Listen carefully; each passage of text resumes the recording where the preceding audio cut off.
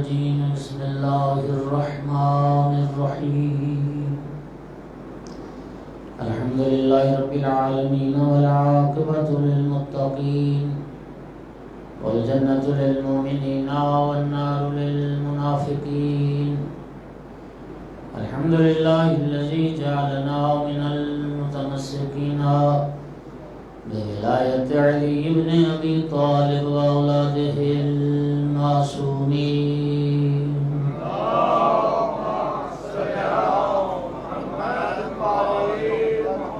الحمد لله الذي جعلنا من الباقين على سيد الشهداء وأولاده وأصحابه المظلومين الصلاة والسلام والتحية والإكرام على رسوله الكريم شفيع المذنبين وأنيس الغريبين ورحمة للعالمين عني العبد المؤيد الرسول المسدد المحمود الأحمد المصطفى الأمجد والقاسم محمد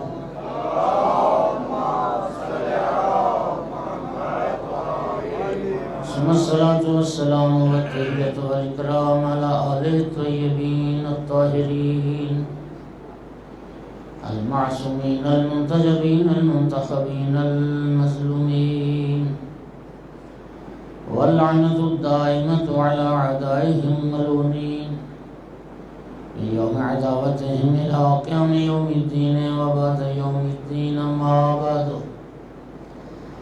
فقال سبحانه وتعالى في كتابه المجيد بسم الله الرحمن الرحيم إن الأبرار يشربون من كأس كان مزاجها كافورا عينا يشرب بها عباد الله يفجرونها تفجيرا صلوات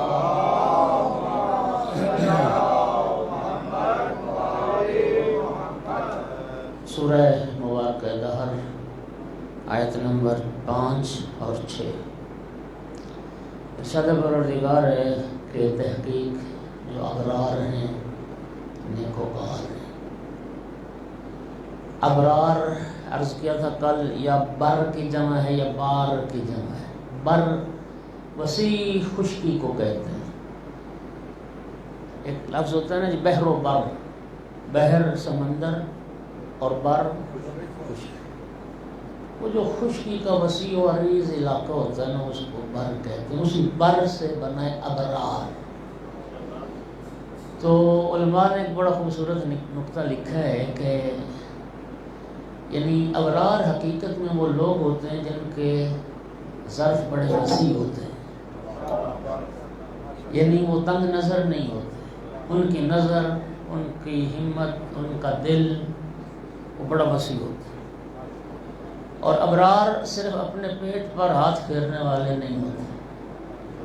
وہ جب بھی رب سے دعا مانگتے ہیں نا تو صرف اپنی ذات کے لیے نہیں مانگتے. اللہم اغفر لی نہیں کہتے, اللہم اغفر للمؤمنین کہتے جی. اللہم اغننی نہیں کہتے, اللہم اغن کل فقیر کہتے جی. یعنی سب کے لیے, وہ سب کے لیے خیر کی طلب کرتے ہیں, سب کے لیے دعا مانگتے ہیں.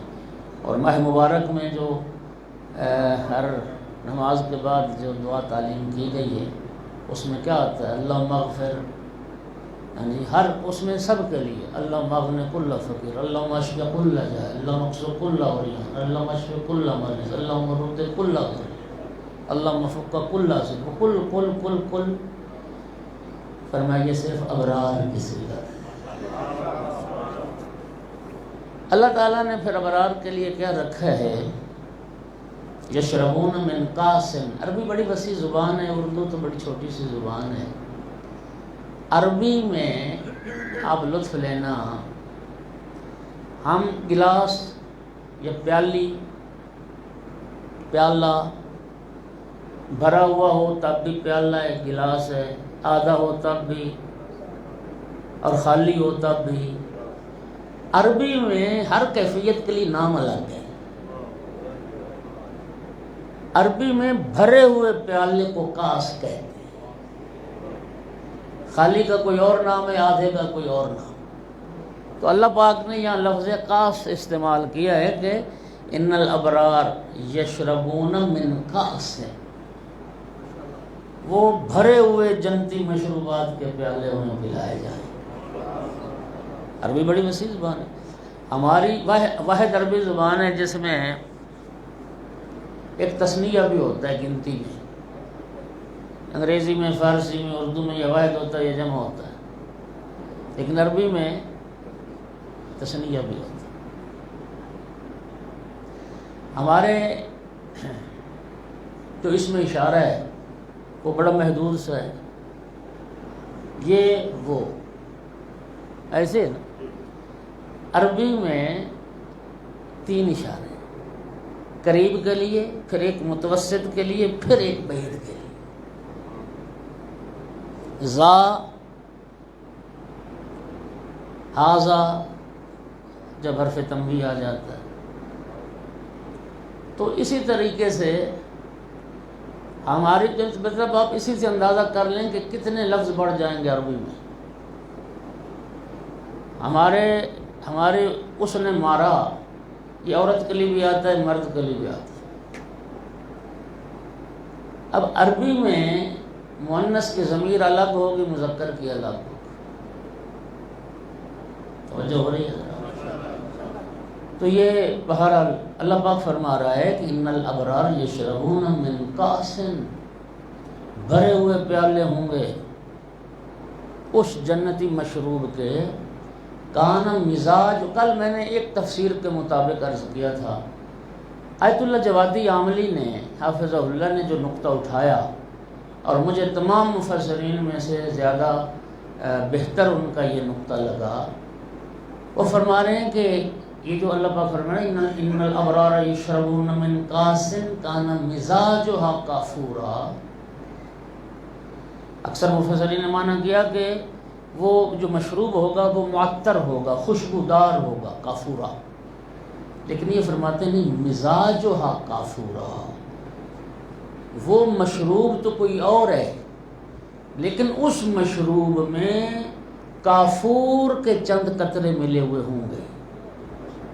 توجہ کیجیے گا، ابرار کے لیے جو مشروب جنت میں پیالے بھر بھر کے پلائے جائیں گے، ابرار کے لیے ان کے اس پیالوں میں چند قطرے اس کافور کے بھی ملے ہوئے، شامل ہوں۔ عینن، یہ کافورن کی صفت ہے، عینن یشرب بہا عباد اللہ، کافور در حقیقت ایک الگ چشمہ جنت میں، یشرب بہا عباد اللہ یعنی یشرب منہا عباد اللہ، جو عباد پروردگار ہیں، اللہ کے جو بندے ہیں، وہ اس چشمے سے پئیں گے جو کافور کا چشمہ ہے۔ نہیں، فرق سمجھیے ذرا، یعنی ابرار سے اوپر ایک منزل ہے بندگان خدا کی، اور یاد رکھیے جنت بھی ذات مراتب ہے، جنت کے درجات ہیں۔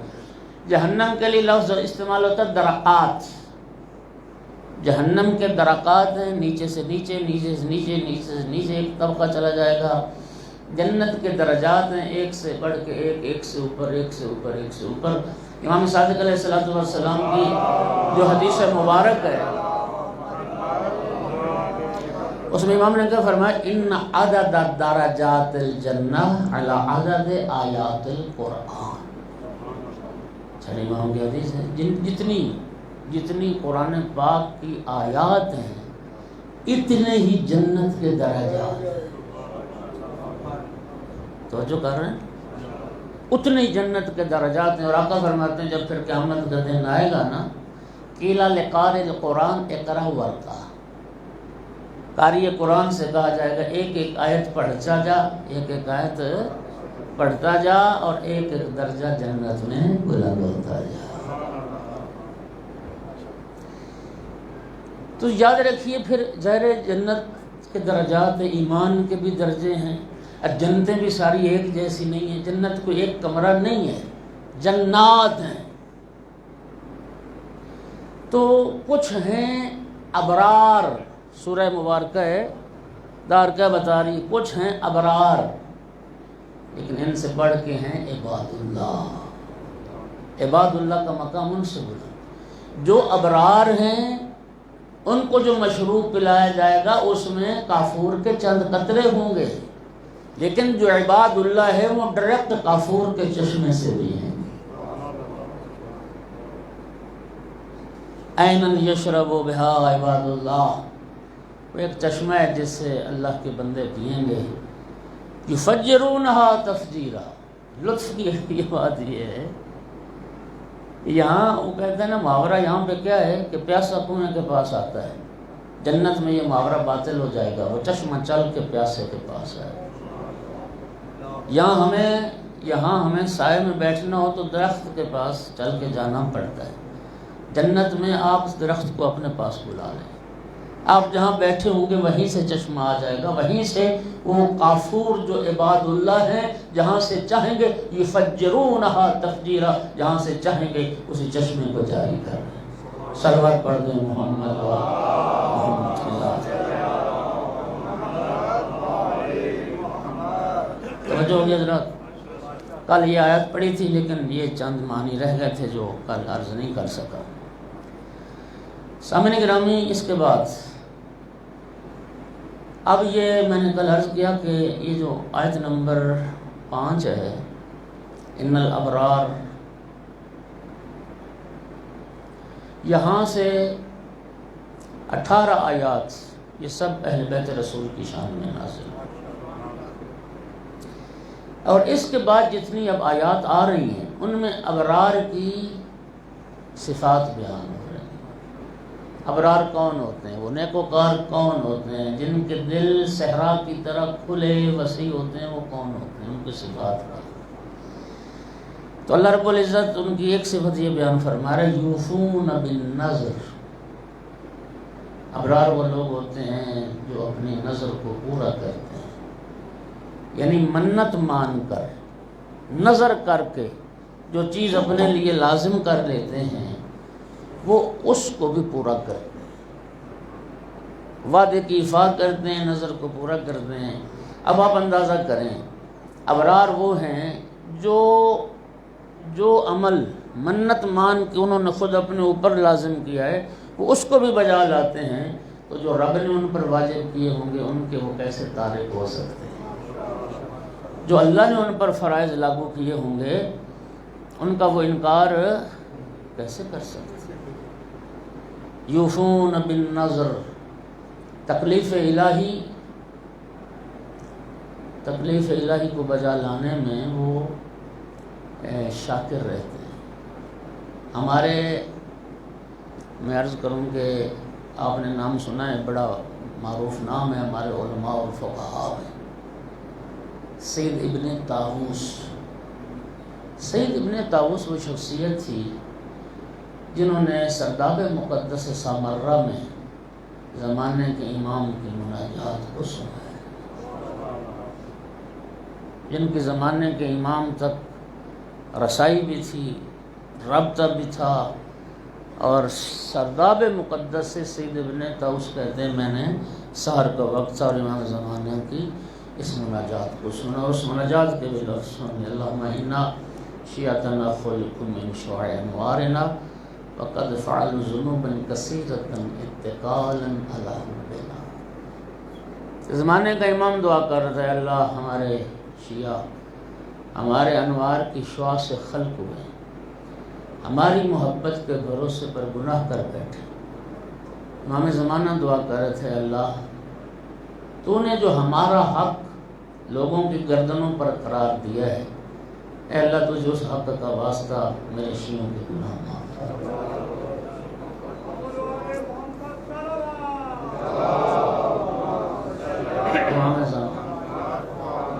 موضوع سے دور چلا جاؤں گا. ائمہ اپنے شیعوں کی مغفرت کی دعا کرتے ہیں. یہ سید ابن طاووس جب سن بلوغ کو پہنچے، جب بالغ ہوئے، تو انہوں نے شکرانے میں ایک جشن منایا، ایک ولیمے کا اہتمام کیا، صرف اس بات پر خوشی میں شکرانے کے طور پر یہ جشن منایا کہ میں آج بالغ ہو گیا ہوں، میں آج اس قابل ہو گیا ہوں کہ احکام الہی میری طرف متوجہ ہو گئے۔ یا ایھا الذین آمنوا کتب علیکم الصیام، میں آج اس قابل ہو گیا ہوں کہ یہ اللہ کا حکم میری طرف بھی آ گیا ہے، مجھے بھی اللہ خطاب کر رہا ہے، ایمان والو روزے تم پر فرض کیے، اقیموا الصلاۃ وآتوا الزکاۃ۔ یعنی ایسی ایسی شخصیات بھی گزری۔ ابرار تو وہ ہوتے ہیں جو اگر نظر کر لیتے ہیں، منت مان لیتے ہیں، تو وہ اس نظر کو بھی پورا کرتے ہیں۔ جو واجبات رب نے ان کی گردنوں پر نافذ کیے ہیں اور بوجھ رب نے جو لادا ہے وہ ان کے تارک۔ اور الحمدللہ ہمارے علماء میں قبلہ تشریف فرما کہ لمبی فہرست ہے، ایسی ایسی شخصیات گزری ہیں ہمارے فقہاء میں کہ جنہوں نے زندگی میں یا واجب کیا ہے یا مستحب کیا ہے، حتیٰ مباح امور کا ارتکاب نہیں کیا، چہ جائے کہ مکروہ اور حرام۔ صلوات پڑھتے ہیں ذرا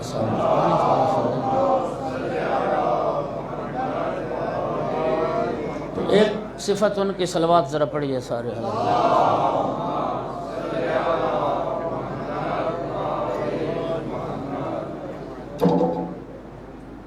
یوفون بالنذر ویخافون یوما، اگلی ان ابرار کی صفت یہ ہے وہ قیامت کا عقیدہ بھی رکھتے ہیں اور قیامت کے دن کا خوف بھی رکھتے ہیں، قیامت سے ڈرتے ہیں۔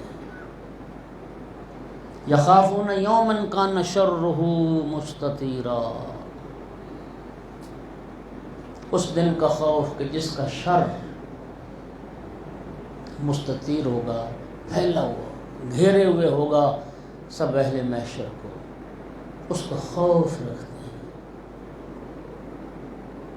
اس لیے تو حدیث میں آتا ہے نا کہ مومن کو بین الخوف والرجاء ہونا چاہیے، بین الخوف والرجاء، اس کی رحمت کا امیدوار بھی رہنا چاہیے، اس کے عذاب سے ڈرنا بھی چاہیے۔ وہ ارشاد القلوب دیلمی بڑی ایک اچھی کتاب ہے، اس میں روایت ہے کہ حضرت لقمان نے اپنے بیٹے کو وصیت فرمائی تھی کہ بیٹا ساری کائنات کی نیکیاں تیرے پاس ہوں، پھر بھی تیرے دل میں یہ ڈر رہنا چاہیے، اللہ کے عذاب سے، اس کی گرفت سے ڈرنا چاہیے۔ یہ ہونا چاہیے اللہ تعالیٰ کی اس ذات پر رحمت، اس کی رحمت پر امید کا عالم۔ جی ساری کائنات کی نیکیاں تمہارے پاس ہو، خوف اس کا یہ ہونا چاہیے کہ اللہ اپنی گرفت میں پکڑ نہ لے، اس کی گرفت میں نہ آ جائے۔ اور اس کی رحمت کا یہ عالم ہونا چاہیے کہ ساری کائنات کے گناہ بھی اگر تیرے پاس ہوں، پھر بھی تجھے اس کی رحمت سے مایوس نہیں ہونا چاہیے، اس کی رحمت کو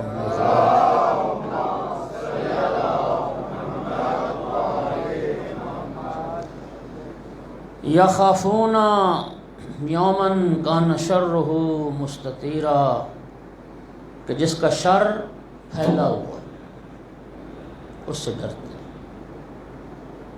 اور اگلی صفت وہ عباد اللہ اور ابرار کون ہیں؟ انما نطعمکم، معذرت چاہتے ہیں، وَيُطْعِمُونَ الطَّعَامَ عَلَى حُبِّهِ مِسْكِينًا وَيَتِيمًا وَأَسِيرًا۔ صلوات پڑھ دو سارے۔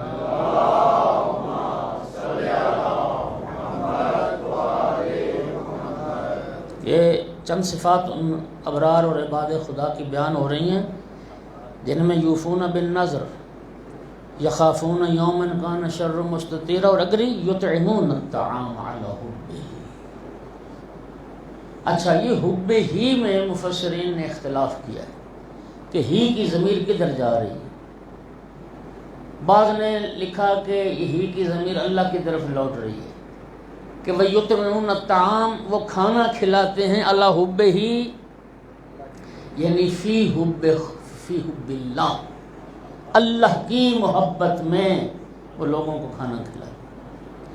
بعض مفسرین نے فرمایا کہ نہیں، اللہ کی محبت والی جو بات ہے نا وہ اگلی آیت میں آ رہی، انما نطعمکم لوجہ اللہ، ہم تو اللہ کے لیے تمہیں کھلاتے ہیں. یہاں حب ہی سے مراد جو ہے وہ خود طعام ہے، یعنی باوجود اس کے کہ وہ خود طعام کی محبت رکھتے تھے، باوجود اس کے کہ انہیں خود طعام کی محبت بھی تھی، خواہش بھی تھی، ضرورت بھی تھی، لیکن اپنی خواہش پر لوگوں کی خواہش کو ترجیح دی. یطعمون الطعام علی حبہ، خود کھانے کی رغبت رکھنے کے باوجود وہ کھلاتے ہیں کس کو؟ مسکیناً، مسکین و فقیر کو، و یتیماً، اور یتیم کو، و اسیراً، اور اسیر. اچھا لطف لیجئے گا، یہ جو تینوں لفظ آئے ہیں نا، مسکیناً و یتیماً و اسیرا، یہ نکرہ کی صورت میں آئے، یہ معرفہ کی صورت میں نہیں ہے. اور اس میں ایک رب کی طرف سے ایک پیغام ہے کہ کسی خاص مسکین یا کسی خاص یتیم یا کسی خاص اسیر کو کھلانے کی بات نہیں. کوئی بھی مسکین، نکرہ کی صورت میں، کوئی بھی مسکین، کوئی بھی یتیم، کوئی بھی اسیر. اور دوستو آپ حیران ہو جائیں گے کہ مسکین اور یتیم کی حد تک تو انسان سمجھ سکتا ہے کہ مدینہ میں جو تھے تو یتیم بھی وہ کسی مسلمان کا ہی بیٹا ہوگا، خود بھی مومن ہوگا، مسلم ہوگا، یتیم بھی مومن ہوگا، مسلم ہوگا. لیکن اسیر جو ہے، اسیر کے لیے تو ممکن ہی نہیں کہ وہ مسلمان ہو یا مومن ہو. اور یہ پہلے ایک درس میں اشارہ کر چکا ہوں، یہ لفظ اسیر خود اس بات پر دلیل ہے کہ یہ صورت اور کم از کم یہ آیات مدنی آیات. مکہ میں تو اسیری کا تصور ہی نہیں تھا. اسیری کسے کہتے ہیں؟ اسیر کسے کہتے ہیں؟ جب مدنی زندگی میں نبی پاک نے کفار و مشرکین کے ساتھ جنگیں کی، کچھ کافر مشرک جو مارے گئے اور کچھ جو گرفتار کر لیے جاتے تھے، پکڑ لیے جاتے تھے، وہ اسیر کہلاتے تھے. اب جو اسیر قرآن جنہیں کہہ رہا ہے وہ تو یقیناً مشرک ہے، وہ تو یقیناً کافر ہے. کیا عظمت آل رسول ہے. اور اسی ترتیب کے ساتھ آئے ہیں. پہلے دن مسکین آیا، لہذا مسکین کا ذکر پہلے، دوسرے دن یتیم آیا، پھر دوسرے نمبر پہ یتیم کا تذکرہ، تیسرے دن اسیر آیا. اور وہ جو اسیر ہے وہ تو مشرک ہے، وہ کافر ہے. یہ آل رسول کی عظمت ہے. تیسرا دن ہے، صرف پانی سے گزارا کر رہے ہیں اور پانی پہ روزہ افطار کر رہے ہیں. اور تیسرے دن مانگنے والا جو ہے وہ کافر ہے اور مشرک ہے. اور اہل بیت رسول نے انسانیت کو دیکھا ہے، مذہب اور عقیدے کو نہیں دیکھا ہے.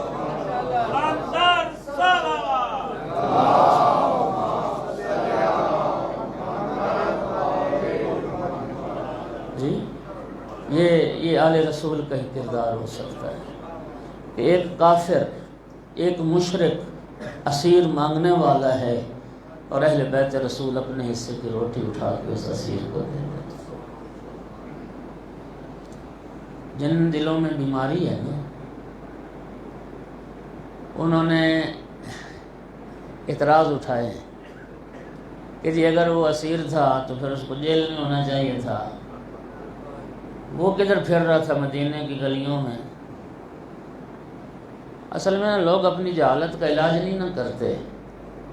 یاد رکھیے ابتدائی اسلام میں، مدنی زندگی میں، ابتدائی اسلام میں زندان اور جیل کا کوئی تصور نہیں تھا. یہ جو اسیر آتے تھے نا، اسیر غلام بنائے جاتے تھے، یہ تو ان مجاہدین میں تقسیم ہو جاتے تھے. یا اسیر جو ہوتے تھے، جو تقسیم نہیں ہوتے تھے، جنہیں نبی پاک کسی کی ملکیت میں نہیں دیتے تھے، تو ان کو نبی پاک تقسیم کر دیتے تھے کہ اس کو تم نے روٹی دینی ہے، پانی دینا ہے، اس کو اپنی حفاظت میں رکھنا ہے. اب وہ جن کے حوالے کیے گئے اسیر کچھ ایسے بھی تھے، چونکہ آغاز اسلام، ابتدائی اسلام میں زندگی مسلمانوں کے حالات معاشی طور پہ بہت ناگفتہ بے تھے. یہ بات طے ہے. یعنی آپ اس بات کا اندازہ اس سے لگائیں کہ جب ایک ام المومنین یہ کہے کہ ہمیں پیٹ بھر کے کھجوریں کھانا نصیب ہوئیں جب خیبر فتح ہوا. خیبر کی فتح کے بعد مال غنیمت تقسیم ہوئے، اس کے بعد کھجوریں پیٹ بھر کے کھانے نصیب ہوئی۔ تو وہ جو اسیر ہوتے تھے زیادہ سے زیادہ ان کو یہ کر دیتے تھے کہ ان کو زنجیروں میں جکڑ لیتے تھے، زنجیریں انہیں پہنا دیتے تھے۔ ان کو اس بات کی آزادی ہوتی تھی کہ تو بھئی اپنا جہاں سے مانگ تانگ کے تو اپنا پیٹ بھر لے۔ یا حتی بعض نے لکھا، میں تاریخ میں غالباً کتاب الخرائج میں نے پڑھا کہ حتیٰ جن کی حفاظت میں وہ اسیر دیا ہوتا تھا اس کے اپنے پاس بھی کھانے کو کچھ نہیں ہوتا تھا نا، تو وہ ساتھ لے کے پھر مسلمانوں کے دروازوں پہ آ کے وہ فقیر سے اس اسیر سے کہتے تھے کہ تو اپنے کھانے کے لیے صدا کر سکتا ہے۔ اور الحمدللہ چاہے اسیر تھے، یتیم تھے، مسکین تھے، ایک ہی اللہ نے کائنات میں دروازہ بنایا ہے کہ ان سائلین کو بھی یہ یقین تھا کہ یہ واحد دروازہ ہے جس سے کبھی کوئی سائل خالی نہیں لوٹتا ہے۔ ایک صلوات پڑھتے ہیں محمد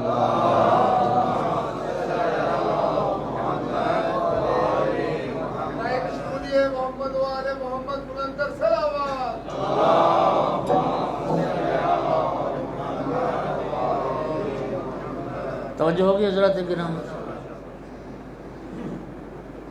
یطعمون الطعام علی حب مسکینا و یتیما و اسیرا۔ اچھا، یہ جو ہے نا کھانا کھلانا، مومن کو کھانا کھلانا، یہ کھانا کھلانا اللہ تعالیٰ ابرار کی صفات میں سے بتا رہا ہے۔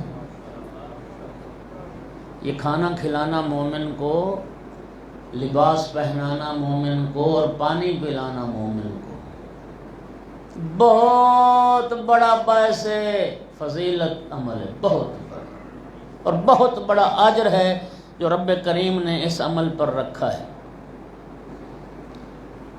سامنے گرامی، اگر اجازت دیں تو میں چند احادیث، حضرت امیر علیہ السلام کا ایک بڑا جملہ خوبصورت لطف لینا مولا کا، مجھے بڑا لطف آیا، آپ بھی لطف لینا۔ ایک کریم ہوتا ہے، ایک لئیم ہوتا ہے، بلکہ حدیث میں بھی ہے اور علماء اخلاق نے بھی لکھا ہے کہ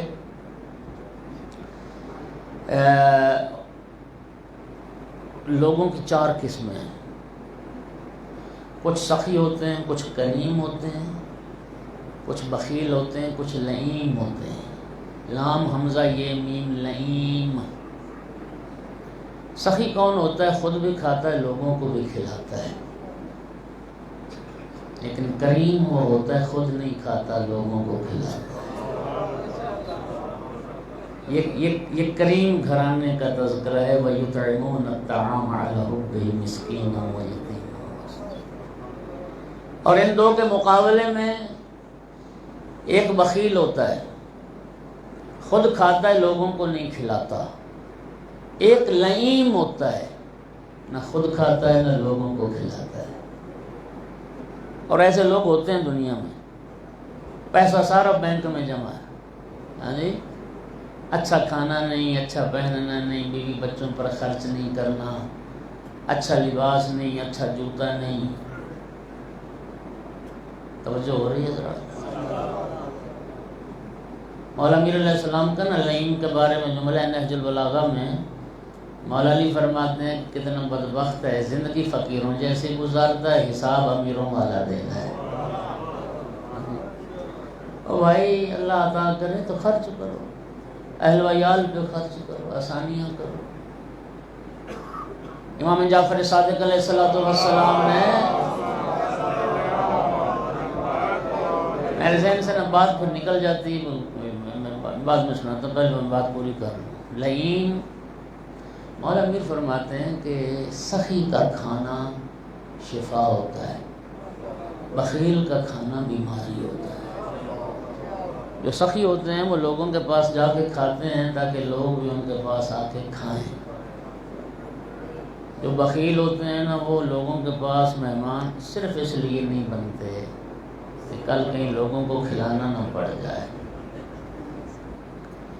جناب امیر علیہ السلام کا جملہ جس سے مجھے بڑا لطف آیا، علی مولا فرماتے ہیں لذت اللعام فی الطعام و لذت الکرام فی الاطعام۔ لئیم کھانے میں لذت محسوس کرتا ہے، کریم کھلانے میں لذت محسوس کرتا ہے۔ لئیم کھا کے خوش ہوتا ہے، کریم کھلا کے خوش ہوتا ہے، اور یار محمد کا گھرانہ تو کریم گھرانہ ہے۔ سامعین گرامی قدر، قرآن پاک میں جہاں وہ سورہ معون میں ارأیت الذی یکذب بالدین، اس میں اللہ پاک فرماتا ہے وَلَا يَحُضُّ عَلَىٰ طَعَامِ الْمِسْكِينِ، تم نے ایسے شخص کو بھی دیکھا ہے جو مسکین کو کھانا کھلانے کی رغبت ہی نہیں دلاتا کہ فقراء کو کھلانا چاہیے۔ یعنی قرآن نے اس موضوع کو اٹھایا ہے، اور قرآن پاک میں وہ مقام، جنتی جنت میں پہنچیں گے، اوپر سے جہنم میں جہنمی نظر آ رہے ہوں گے، ان کی بات چیت بھی ہوگی، گپ شپ لگائیں گے جہنمیوں سے۔ جنت والے جہنم والوں سے پوچھیں گے ما سلککم فی سقر، تمہیں جہنم میں کون سی چیز لے گئی؟ تو دو جواب دیں گے، ایک تو کہیں گے کہ لم نک من المصلین، ہم نماز نہیں پڑھتے تھے، وَلَمْ نَكُنْ نُطْعِمُ الْمِسْكِينَ، اور مسکین کو کھانا نہیں کھلاتے تھے۔ توجہ فرمائی آپ، یعنی قرآن کہہ رہا ہے کہ بعض جہنمیوں کے جہنم جانے کا ایک سبب مسکین کو، فقیر کو کھانا نہ کھلانا ہے۔ نماز نہیں پڑھیں گے، یہ عمل بھی جہنم لے جائے گا، اور مسکین کو کھانا نہ کھلایا ہم نے، دروازے بند رکھے۔ امام جعفر صادق علیہ السلام نے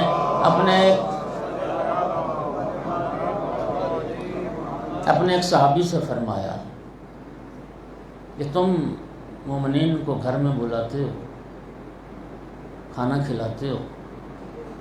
جی آقا، میں تو ہر روز میرے دسترخوان پہ 1 2 3 مہمان ضرور ہوتے ہیں۔ امام علیہ السلام خوش ہوئے، فرمایا اللہ تجھے جزائے خیر دے، بہت اچھا ہے۔ مولا نے ایک جملہ فرمایا ان مہمانوں کو کھانا کھلا کر تیرا ان پر اتنا احسان نہیں ہے جتنا ان کا تجھ پر احسان ہے۔ جیسے آپ حیران ہو گئے نا، وہ بھی حیران ہو گئے، واہ مولا، روٹی میں کھوانا، ہاں جی، احسان ہونا، کھانا میں کھلاتا ہوں، اور آپ فرما رہے ہیں کہ ان کا احسان زیادہ ہے، اس کی وجہ کیا ہے؟ امام علیہ السلام نے فرمایا، اصل میں ایک رسول اللہ کی بھی حدیث ہے، الضیف ینزل برزقہ ویرتحل بذنوب اہل البیت۔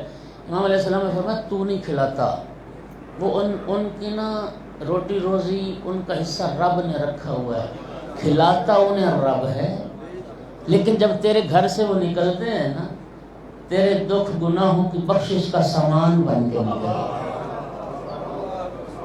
یعنی رزق وہ اپنا ہی کھاتا ہے، مہمان آتا ہے تو اپنی روزی ساتھ لے کے آتا ہے، اور جب جاتا ہے تو گھر والوں کی گناہوں کی بخشش کا سبب بن کے جاتا ہے، اہل خانہ کے مصائب، دکھ، مصیبتیں، پریشانیاں لے کے جاتا ہے، یعنی اس کے ذریعے سے رب وہ دکھ دور کر دیتا ہے، ان کے مصائب دور کر دیتا ہے، ان کے گناہوں کو معاف کر دیتا ہے، تو پھر ان کا احسان ہوا نا جو تیرے مہمان بنے۔ مولا امیر المومنین علیہ السلام کی حدیث سے ذمہ داری سے پڑھ رہا ہوں، سرکار فرماتے ہیں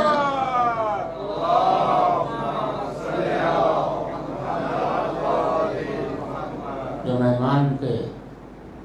مہمان کے قدموں کی آہٹ سن کے خوش ہو جائے، اللہ اس کے لیے جنت لکھ دیتا ہے۔ اور نبی پاک کی حدیث ہے جنت سخیوں کا گھر ہے، جنت بخیلوں کا گھر نہیں۔ اور یہ تو کوئی گھاٹے والا مہمان نوازی تو بخدا کوئی گھاٹے والا سودا ہے ہی نہیں۔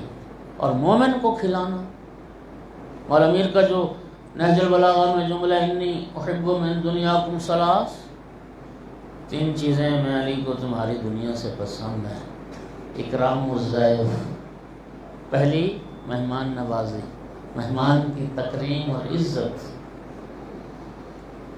دوسری چیز والصوم فی الصیف، گرمیوں کے روزے، اور تیسری الجہاد بالسیف، راہ خدا میں تلوار سے جہاد کرنا۔ صلوات پڑھ دو ذرا سارے۔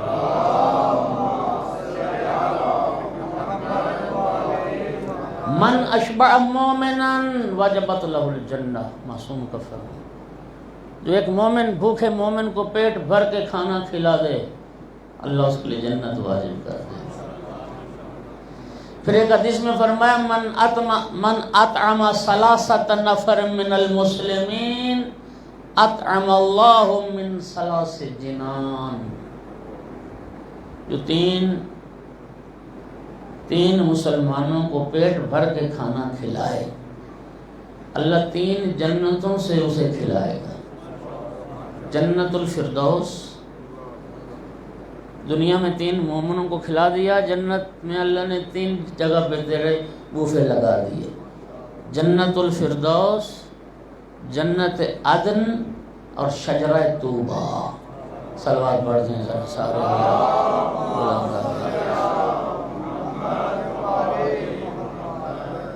گھبرا تو نہیں رہے حضرات؟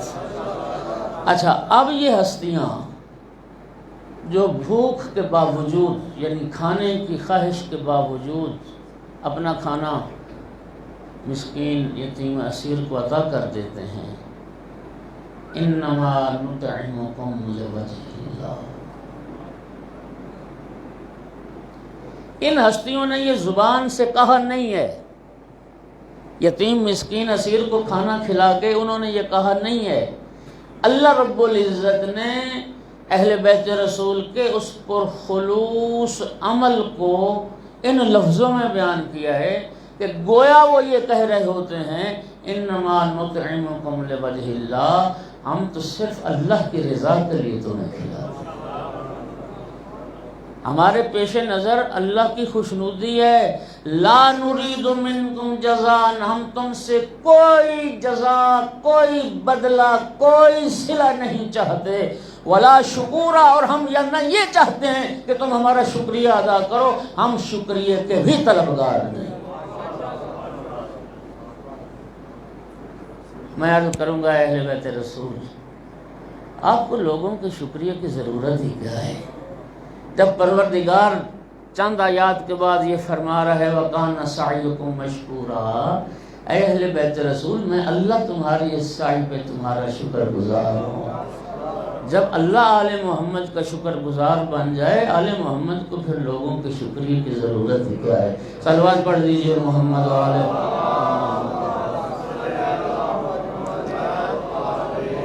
ایک صلوات اور پڑھیے ذرا غلام،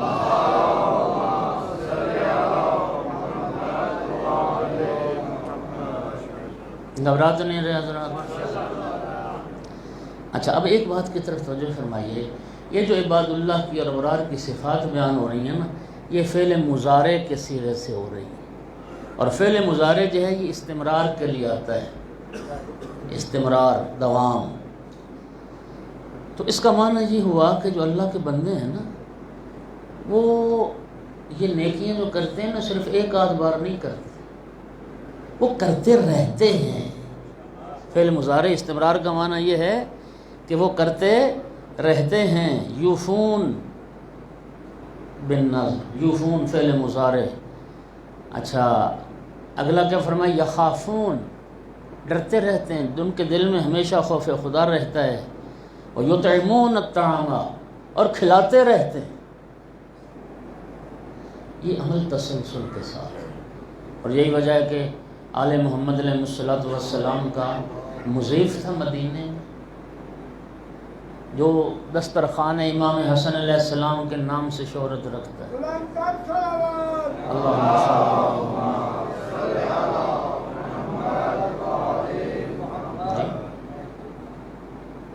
یار زندگی میں تو خیر چلو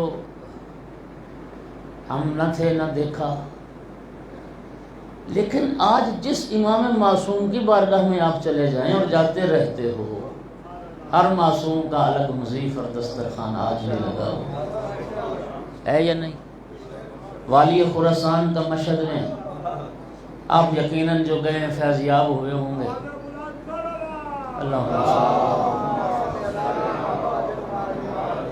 کربلا میں چلے جائیں، مولا حسین علیہ السلام کا مضیف الگ ہے، مولا عباس علیہ السلام کا۔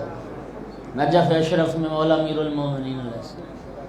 سامرہ چلے جائیں، عسکرین کا، جی کاظمین چلے جائیں تو آج بھی ان کا یطعمون الطعام پہلے مضارع کے ساتھ، اور پھر یہ اخلاص کی طرف دعوت ہے۔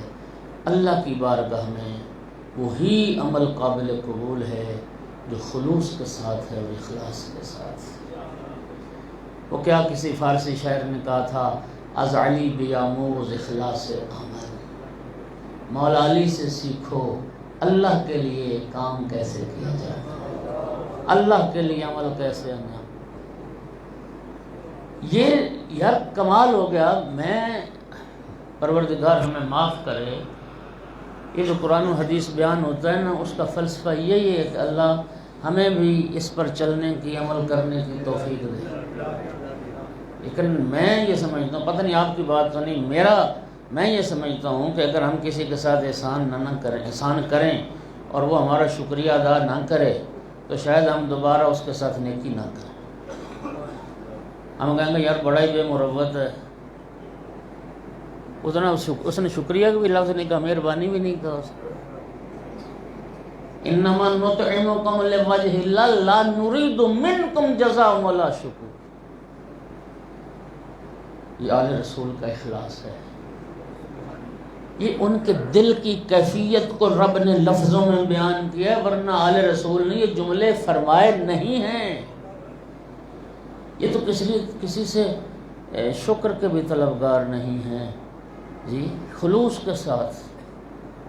ازلی بیاموز اخلاص عمل، جب وہ مارکا آپ کو یاد ہے، ایک سلوات پڑھو ذرا سارے آپ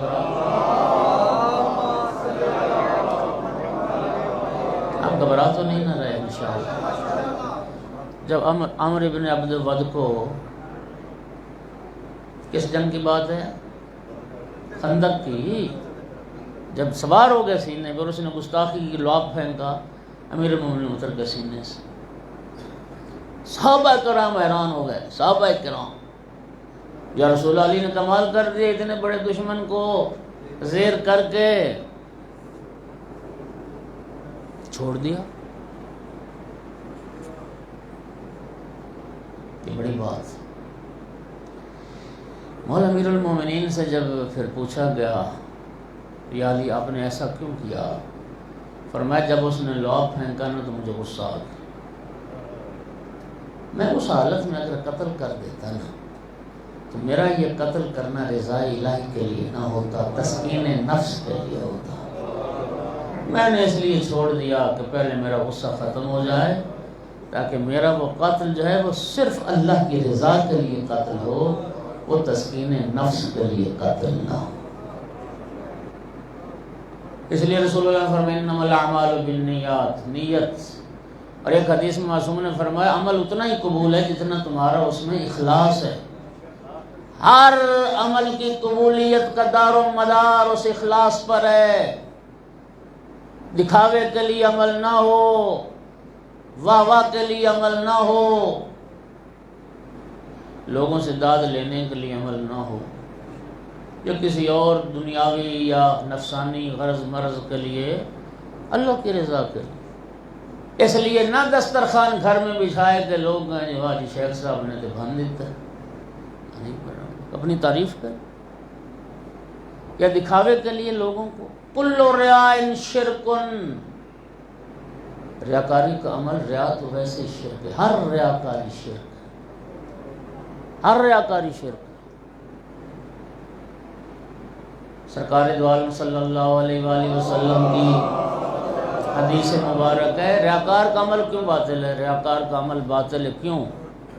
نبی پاک نے فرمایا کہ من عمل للہ فاجرہ علی اللہ ومن عمل للناس فاجرہ علی الناس۔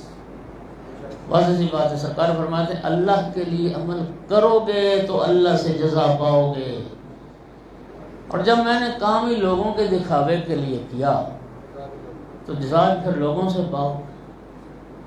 خلوص، اور یقین کیجیے ائمہ کی تو جو منزلت اتنی بلند ہے کہ ہمارے ادراک میں بھی نہ آ سکے۔ ہمارے مکتب کے بعض علماء فقہا، شیخ عباس قمی کا نام آپ جانتے ہیں؟ شیخ عباس قمی میرا یہ دعویٰ ہے کہ دنیا کا کوئی باعمل مومن باعمل شیعہ شیخ عباس کے نام سے جاہل نہیں ہوگا، جانتا ہوگا۔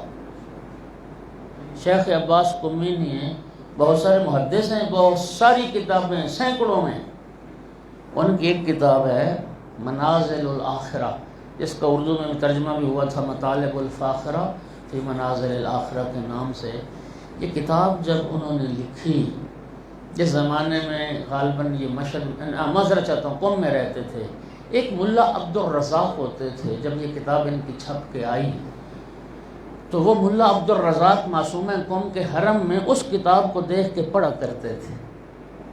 اس میں بڑی نصیحت ہے، عبرت کی باتیں ہیں، ایک بہت انسان کو آخرت کی طرف متوجہ کرنے والی کتاب ہے۔ تو وہ ایک دن شیخ عباس قمی کے والد گھر آئے اور آ کے کہنے لگے کہ شیخ عباس سے بیٹا، جو وہ جس طرح پڑھتے ہیں نا وہ ملا عبد الرزاق، میری خواہش تھی بیٹا کہ تم بھی کبھی اس طرح کی چیزیں پڑھتے اور کرتے۔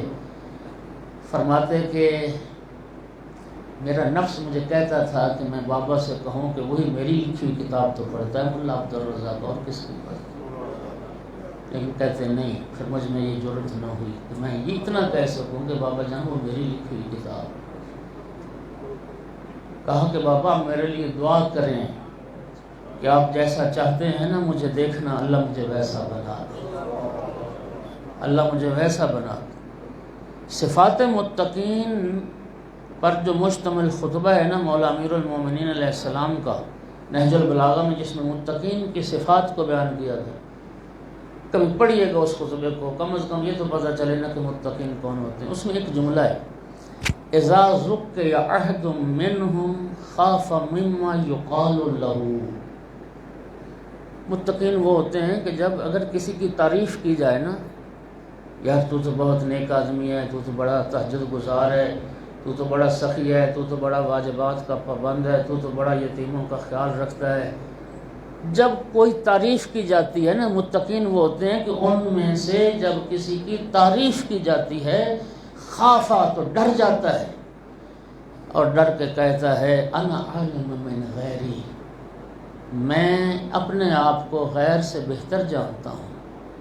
اور پھر رب سے کہتا ہے کہ الہی لا تؤاخذنی بما یقول، میرا اللہ جو یہ کہہ رہا ہے اس کی باتوں پہ میرا مواخذہ نہ کرنا، لیکن اے اللہ مجھے جو یہ میرے بارے میں گمان رکھتا ہے نا، اچھا گمان میرے بارے میں، اس کے گمان کو سچا ثابت کر دے، مجھے ویسا بنا دے یہ جیسا لوگ مجھے دیکھنا چاہتے ہیں۔ وہ متقی تو وہ لوگ ہوتے ہیں جو اپنی تعریف سے خوش نہیں ہوتے، وہ تو جو عمل بھی کرتے ہیں وہ اللہ کی رضا کے لیے کرتے ہیں۔ فلاں نے اتنا بڑا جلسہ کروایا، میں نے اتنے ذاکر بلوائے، فلاں نے یہ لنگر پکایا، میں نے یہ لنگر کھلایا، سب کچھ برباد کر بیٹھا انسان جب اس داد سمیٹنے کے چکر میں اور لوگوں سے واہ واہ کروانے کے چکر میں، جی اگر اس لیے کام کیا تو اپنا سب کچھ انہوں نے برباد کر دیا۔ الاخلاص سر من اسراری، یہ حدیث قدسی کا جملہ ذرا سنیے۔ اللہ تعالیٰ فرماتا ہے اخلاص میرے رازوں میں سے ایک راز ہے، استودعتہ فی قلب من احببتہ، میں اخلاص اسی کے دل میں ڈال دیتا ہوں اپنے جس بندے سے میں محبت کرتا ہوں، جو میرا محبوب ہوتا ہے نا، میں اسے اخلاص کی دولت عطا کرتا ہوں، میں اسے خلوص عطا کر دیتا ہوں۔ پھر امام صادق علیہ السلام نے فرمایا تصفیۃ العمل اشد من العمل، یہ بڑی اہم حدیث ہے۔ عمل کو خالصتاً اللہ کی رضا کے لیے انجام دینا، یہ اس عمل کرنے سے بھی زیادہ مشکل، نماز پڑھنے سے زیادہ مشکل ہے کہ اللہ کے رضا کے لیے پڑھی جائے۔ حج کرنے سے، زیارات پہ جانے سے، مجلس کروانے سے، افطاریاں کروانے سے، روزے کھلوانے سے، جلسے کروانے سے، شب بیداریاں کروانے سے زیادہ مشکل یہ ہے کہ وہ عمل اللہ کے لیے کیا جائے۔ ان اللہ، اگلی حدیث، ان اللہ لا يقبل عملا فی مثقال ذرۃ من ریا، نبی کریم نے فرمایا جس عمل میں بھی ایک ذرہ برابر بھی ریاکاری کا شامل ہو جائے گا، اللہ اس عمل کو قبول نہیں کرے، اللہ اس عمل کو قبول نہیں کرے۔ اور پھر خلوص کے نتیجے میں رب عطا کیا کرتا ہے؟ من اخلص للہ 40 صباحا ظہرت ینابیع الحکمت من قلبہ علی لسانہ۔ صرف 40 دن، 40 سال نہیں، 40 مہینے نہیں، سرکار فرما رہے ہیں صرف 40 دن جو بندہ مومن ہر عمل خالصتاً اللہ کی رضا کے لیے کرتا ہے، اللہ اس کی زبان پر حکمت کے چشمے جاری کر دیتا ہے، اس کے دل سے اس کی زبان پر وہ پھر ایسی حکیمانہ گفتگو کرنے لگ جاتا ہے، ایسی داناؤں والی باتیں کرتا ہے، اللہ اسے حکمت عطا کر دیتا ہے جو صرف 40 دن اللہ کی رضا اور اللہ کی خوشنودی کے لیے عمل کو انجام دیتا ہے، خلوص کے ساتھ انجام دیتا ہے۔ اور پھر ارشاد فرمایا من اخسل، ایک صلوات پڑھیے، صلوات صلی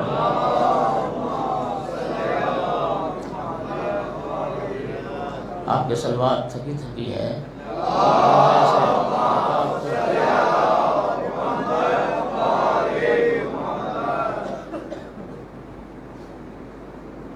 یہ میں ختم کر رہا ہوں انشاءاللہ، ٹائم تقریباً تمام ہو گیا۔ لو امام عسکری علیہ السلام نے فرمایا لو جعلت الدنیا لقمة وَلَقَّمْتُهَا مَنْ يَعْبُدُ اللَّهَ خَالِصًا لَرَأَيْتُ أَنِّي مُقَصِّرٌ فِي حَقِّهِ۔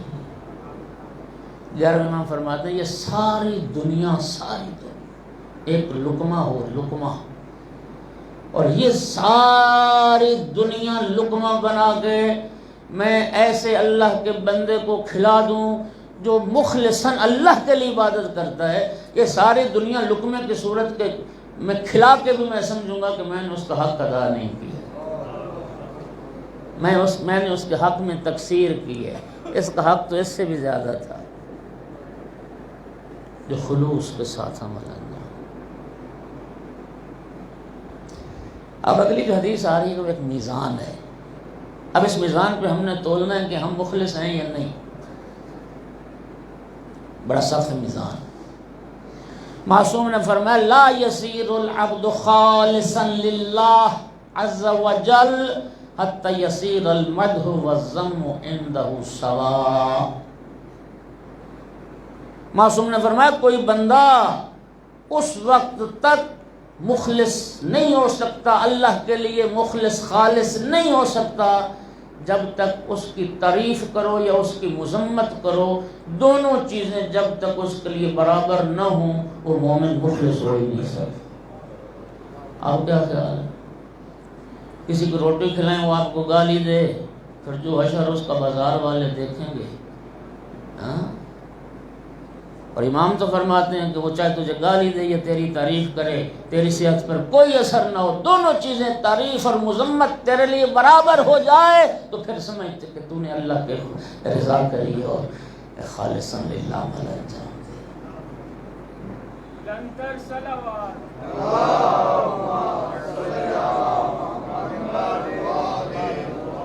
علی قدر قوت الدین یکون خلوص النیہ، جتنا دین کسی کا مضبوط ہوگا اتنا ہی نیت میں خلوص ہو، یہ بھی ایک میزان معصوم ہے۔ جتنے تم دین میں قوی ہو جاؤ گے، جتنے تم مضبوط دیندار بنو گے، اچھے دیندار بنو گے، اسی تمہاری دینداری کے لحاظ سے ہی اللہ تمہیں خلوص تمہاری نیت میں آئے گا۔ ان المرائی، اور فرمایا جو ریاکار ہے، جو لوگوں کے دکھاوے کے لیے کام کرتا ہے، جدا یوم القیامت باربات اسمہ، 4 ناموں سے پکارا جائے گا ریاکار کو قیامت کے دن۔ پہلا یا کافرو، دوسرا نام یا فاجرو، تیسرا نام یا غادرو اے دھوکہ باز، اے غدار، یا خاسرو چوتھا نام اے خسارہ اٹھانے والا، اے نقصان اٹھانے والا، خرچے بھی اتنے کر دیے، اور اللہ کے ہاں کوئی چیز بھی نہ پہنچے۔ رب کی بارگاہ میں اتنا ہی عمل جانا ہے جتنے میں تیرا اخلاص شامل ہے، اور پھر آواز آئے گی حابط عملک وباطل اجرک، تیرے اعمال ضائع ہو گئے اور تیرا اجر باطل ہو گیا، اس لیے کہ تو نے اللہ کے لیے وہ عمل نہیں کیا۔ جناب سیدہ طاہرہ صلوات اللہ علیہ کا اثار دیکھیں اور اخلاص دیکھیں۔ یہ یطعمون علی حبہ، اگر حب ہی سے مراد ضمیر طعام کی طرف جائے نا، پھر یہ اہل بیت کی سخاوت بھی ہے، ان کی کریمی بھی ہے، اور ان کا ایثار بھی ہے، ان کی قربانی بھی۔ پہلی شب ایک ہی نیا جوڑا بنایا گیا تھا بی بی پاک صلوات اللہ علیہ کی شادی پر، بس رکھ لیں اپنے پاس، سیدہ طاہرہ کی شادی پر ایک سوتی جوڑا جناب سیدہ طاہرہ کے لیے تیار کیا۔ رات کے وقت بی بی پاک کی رخصتی کا مرحلہ طے ہوا تھا۔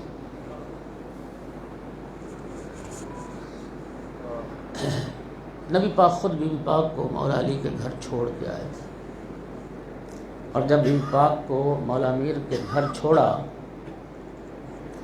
جناب امیر اور جناب سیدہ دونوں ہاتھ پکڑ کے بی بی کے اور مولا علی کے اپنے سینے پر رکھے پیغمبر اکرم نے، اور پھر دعا فرمائے اللہم انی احبہما، میرا اللہ تو جانتا ہے میں علی و زہرا سے کتنی محبت کرتا ہوں، واحب من یحبہما، میرا اللہ تو بھی ان سے محبت کر جو علی و بطول سے محبت کرتا۔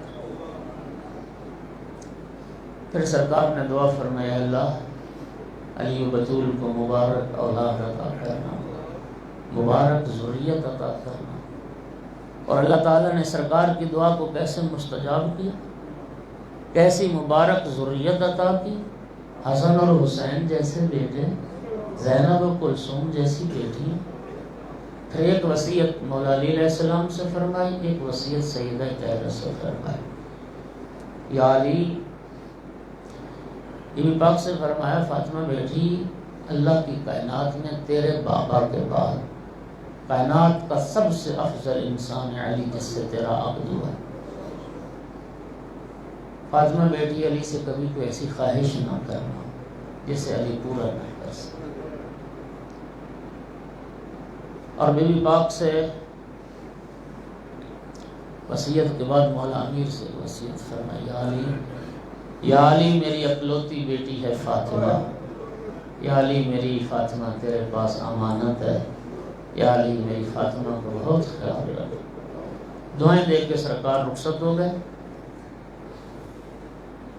پہلی رات گزر گئی۔ عرب میں ایک رسم باقی تھی کہ بیٹی کی رخصتی کے بعد جب پہلا دن آتا تھا نا، تو بیٹی کے ماں باپ بیٹی اور داماد کے لیے کھانا لاتے تھے۔ رسول اللہ نے کھانا تیار کروایا، کھانا لے کے مولا امیر المومنین کے سیدہ طاہرہ کے دروازے پر آئے۔ دونوں ہستیوں نے بڑھ کے سرکار کا استقبال کیا، کھانا بیٹی کے حوالے کیا، پھر ایک جملہ فرمایا، فاطمہ بیٹی کاش تیری ماں خدیجہ زندہ ہوتی، آج خدیجہ ہوتی کھانا لے کے، میں آیا ہوں فاطمہ بیٹی کھانا لے کے۔ اب جو سرکار کی نگاہ پڑی نا بی بی پاک کے لباس پر، تو سرکار دیکھ کے پریشان ہو گئے، غم زدہ ہو گئے۔ فرمایا فاطمہ بیٹی تیری شادی کا پہلا دن ہے، وہ جو نیا جوڑا تیار کیا گیا تھا وہ زیب تن کرتے، یہ پرانا پھر پیوند لگا لباس کیوں پہن لیا؟ عرض کی بابا جان، رات آپ جب دعائیں دے کر رخصت ہو گئے تھے، آپ کے جانے کے بعد دروازے پہ کوئی مانگنے والی آ گئی تھی، کہتی تھی میں محتاج لباس ہوں، بابا میں نے وہ نیا لباس اس مانگنے والی کو عطا کر دیا۔ سرکار نے فرمایا فاطمہ بیٹی تیری شادی کا پہلا دن تھا، نیا لباس خود پہنتی، یہ پرانا اللہ کی راہ میں دے دیتی۔ عرض کرتی بابا مجھے اللہ سے حیا آتی تھی، راہ خدا میں تم اور پرانا لباس۔ اللہ تعالیٰ تو قرآن میں فرماتا لن تنالوا البر حتی تنفقوا مما تحبون، تم اس وقت تک نیکی کو پا ہی نہیں سکتے جب تک اپنی محبوب شے کو اللہ کی راہ میں خرچ نہ کرو۔ بابا میں نے اللہ کی رضا کے لیے، وہ میرا محبوب لباس تھا، میں نے مانگنے والی کو عطا کر دی۔ بس ازادار و شہادت ہو گئی نا جناب سیدہ کی، نصف شب کو بطول کا جنازہ اٹھایا اور قبر کے کنارے لائے امیر المومنین۔ جانتے ہو جب میت کو دفن کرنے کا مرحلہ آتا ہے، کچھ میت دینے والے ہوتے ہیں، کچھ لوگ اتر کے قبر میں میت وصول کرتے ہیں۔ امیر المومنین کے ہاتھوں میں بطول کا جنازہ تھا، انتظار میں تھے جب قبر میں میت وصول کون کرے۔ ایک مرتبہ رسول اللہ کے دو ہاتھ قبر سے برآمد ہوئے اور ایک آواز، یا علی لاؤ میری امانت میرے حوالے کر۔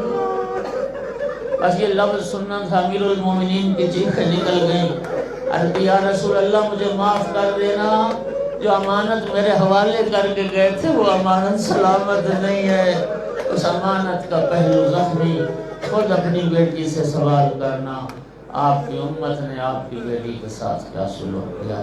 الا لعنۃ اللہ علی القوم الظالمین، سیعلم الذین ظلموا ای منقلب کریم اللہ۔